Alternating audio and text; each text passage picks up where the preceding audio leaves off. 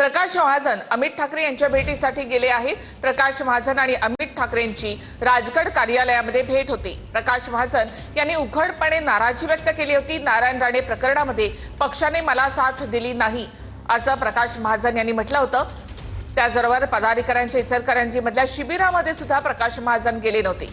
यावरून त्यांनी राज ठाकरे यांच्यावर नाराजी व्यक्त केली होती। त्यानंतर आता अमित ठाकरे प्रकाश महाजन यांची भेट घेत आहेत। याआधी अमित ठाकरे आणि बाळा नांदगावकर यांनी प्रकाश महाजन यांची फोनवरून चौकशी केली होती, त्यांची विचारपूस केली होती आणि त्यानंतर आता प्रकाश महाजनांनी अमित ठाकरे यांची राजगड कार्यालयामध्ये भेट होते। पक्षाकडून विचारणा होत नाही असं प्रकाश महाजन यांनी नाराजी व्यक्त केली होती।